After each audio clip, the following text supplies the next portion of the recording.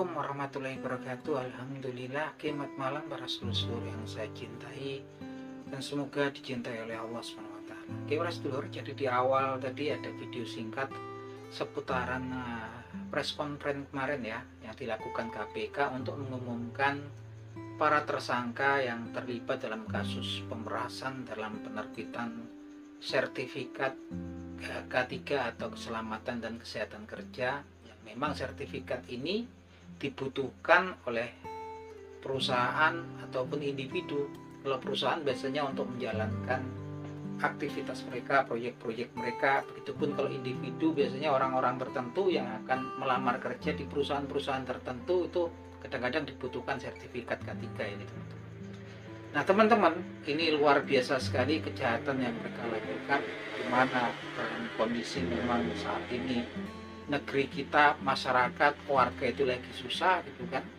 Banyak yang kemudian kena PHK, banyak yang kemudian usahanya macet, daya beli masyarakat menurun, dan bersamaan dengan itu juga di masa-masa awal pemerintahan Pak Prabowo Subianto sudah mencanangkan untuk kemudian memberantas korupsi. Bahkan dia selalu mengingatkan bahwasanya siapapun yang terlibat dalam korupsi, walaupun itu orang lingkar dekatnya, dia nggak akan melindungi, akan disikat habis gitu kan. Nah ini oknum-oknum ini luar biasa sekali, kezalimannya luar biasa sekali, dan harus selalu diingat oleh semua warga ya teman-teman. Gimana mereka ini betul-betul menzalimi masyarakat kita. Gimana saya bilang menzalimi, karena memang dari penerbitan sertifikat K3 di Kemenaker itu yang hanya tarif pokoknya lah 275.000. Tapi kemudian di tangan mereka itu gencet para perusahaan ataupun individu yang ingin mendapatkan penerbitan SK K3 itu tarifnya jadi selangit ya, jadi 6 juta ini dari KPK ya, teman-teman. Bayangin sampai kemudian dari tindakan jahat mereka itu sampai mereka berhasil mengumpulkan dari tahun ini aja sampai 67 miliar, dan yang dibagi-bagi ya akhirnya kemudian memang karena udah lama diintai oleh KPK ya akhirnya kemarin dilakukan OTT. Ini suatu kejahatan biadaban yang luar biasa sekali gitu kan.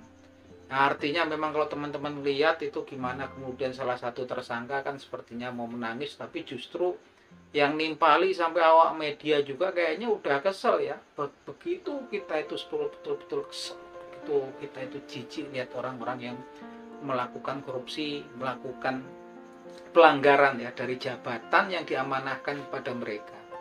Mereka nggak amanah, mereka kemudian memang menggunakan jabatan justru untuk menindas orang-orang yang lemah, untuk mendapatkan keuntungan secara finansial untuk kepentingan mereka pribadi. Dan ini memang salah satunya adalah wamen di Kemenaker. Orang yang sebetulnya harusnya amanah gitu kan, gimana kemudian tampak selalu sebelumnya memang selalu berkuar-kuar seperti memang dia salah satunya pejuang atau penegak hukum yang paling hebat di negeri kita, dan pernah menggaungkan bahasa yang para koruptor memang harus dihukum mati ya. Kita nggak ngerti ini kemudian apa komitmen dia pernah mengungkapkan seperti itu, dan ini pastinya akan agar kita semua mengingat ya. Jadi susah kita itu kan kemudian untuk kemudian menengarai orang-orang yang betul-betul amanah, orang-orang yang betul-betul kredibel atau bisa dipercaya dengan orang-orang yang hanya kemudian melakukan aksi-aksi seperti pencitraan ya pastinya gitu kan. Kenapa saya bilang pencitraan? Karena nyatanya juga terlibat dalam justru kasus yang diduga pemerasan di sini kan. Kenapa dibilang pemerasan? Karena memang KPK menjelaskan bukan penyuapan. Kalau penyuapan itu ketika kemudian kita mau meminta sertifikatnya ada syarat yang kurang, kita menyuap gitu kan, yang membutuhkan. Tapi ini kan enggak, diberitakan KPK bagi siapa yang enggak mau bayar fee-nya tersebut yang dari 275.000 jadi 6 juta, itu prosesnya akan diperlambat, dipersulit, bahkan sampai pada titik kemudian tidak diproses ya penerbitan SK K3-nya. Ini luar biasa sekali teman-teman. Kalau dengar ini rasanya pengen meneteskan air mata, sedih dan juga ngeri, begitu ganasnya gitu kan.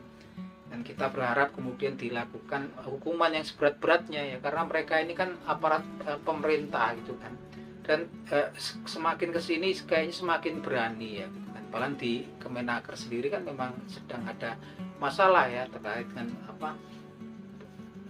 tenaga kerja asing ya, dikabarkan ada pemerasan apa-apa, tapi kemudian memang terlalu berani, terlalu ganas gitu kan. Dan ini memang kemudian mungkin menjadi catatan untuk presiden kita Bapak Prabowo Subianto, memang harus disikat habis ya teman-teman.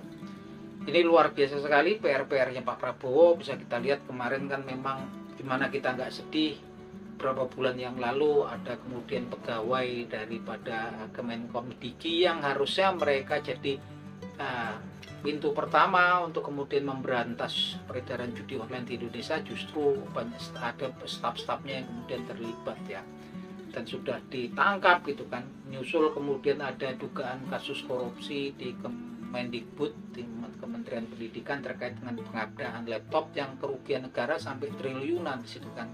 Nyusul lagi kemudian ada dugaan korupsi di Kemenak terkait dengan kuota pembagian kuota haji tahun 2024 yang kerugian negara juga ini sampai kemudian sampai miliaran teman, triliunan sampai hampir 1 triliun ya. Repot lagi ini kan memang mirisnya juga masalah urusan ibadah juga disikat juga di sini gitu kan.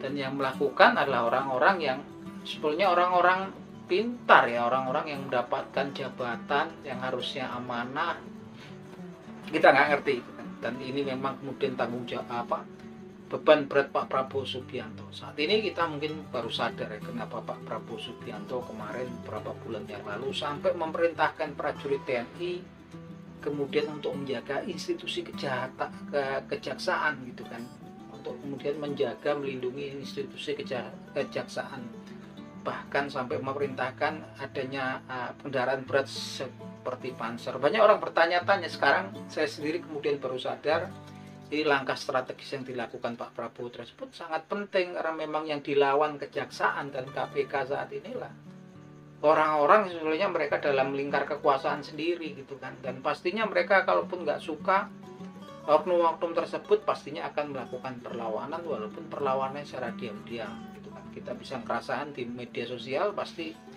akan bermunculan memang oknum-oknum yang akan berusaha menyerang atau mendowngrade pemerintahnya Pak Prabowo saat ini, atau mungkin Pak Prabowo sendiri gitu kan. Tapi saya yakin saat ini pasti udah terbuka mata kita semua, pandangan kita semua, telinga kita udah terbuka. Jangan sampai kemudian kita terbuai oleh pencitraan-pencitraan. Kan kayak yang di Wamen ini kan luar biasa sekali, dia tampil gagah seperti memang pejuang pembela daripada keadilan buruh, tapi nyatanya justru terlibat kasus seperti itu. Dan ini semua memang kemudian sebagian besar memang orang-orang yang terlibat kasus korupsi memang kemudian memang notabene dalam tanda kutip ya, memang yang ada kaitannya dulu yang dengan rezim sebelum masa pemerintahnya Pak Prabowo Subianto, yang mana ini jadi PR berat oknum-oknum ini kan gitu kan, daripada penegakan hukum. Kita beruntung punya seorang presiden yang memang kemudian independen, betul-betul dia nggak bisa diintervensi ya. Dan bahkan mungkin ini yang bikin kaget semua orang, buat orang-orang yang merasa kemudian bisa menguasai, mengendalikan Pak Prabowo, mengintervensi Pak Prabowo, mereka terlalu bodoh untuk kemudian mengatakan itu gitu kan. Karena Pak Prabowo ini tampaknya memang ya, Pak Prabowo dia seorang yang cerdas, pintar, cerdik. Beliau adalah orang yang nggak sembarangan, putranya seorang Profesor Sumitro Djayadikusumo, beliau lulusan Akmil. Beliau adalah seorang jenderal yang memang pernah jadi komandan Kopassus, pernah menjadi Pangkostrat gitu kan. Jadi salah besar kalau kemudian ada orang berpikir bisa menguasai, mengendalikan atau mengatur-ngatur Pak Prabowo. Dan ini memang saatnya Pak Prabowo mendapatkan kepercayaan penuh dari masyarakat. Saatnya memang kemudian akan diselesaikan semua ini, yang memang oknum-oknum yang saat ini memang berusaha menyengsarakan rakyat gitu kan. Dikala negeri kita memang banyak rakyat yang lagi bersedih, lagi susah gitu kan. Saya optimis sekali ya akan menyusul kemudian para tersangka-tersangka yang terjerat dalam kasus di Kemendikbud, menyusul di Kemenak gitu kan. Barometernya itu teman-teman, kalau itu kemudian tersangkanya sampai kemudian bisa dibongkar, ada kemunculan tersangkanya, berarti memang betul-betul ini total war yang dicanangkan oleh presiden kita saat ini Bapak Prabowo Subianto. Nah, kalau menurut teman-teman untuk kasus-kasus yang saya sebutkan tadi, mungkin teman-teman punya analisa, silahkan teman-teman tulis di kolom komentar. Akhir kata, semoga bermanfaat obrolan kita malam hari ini. Akhir kata, wabillahi taufiq wal hidayah. Wassalamualaikum warahmatullahi wabarakatuh.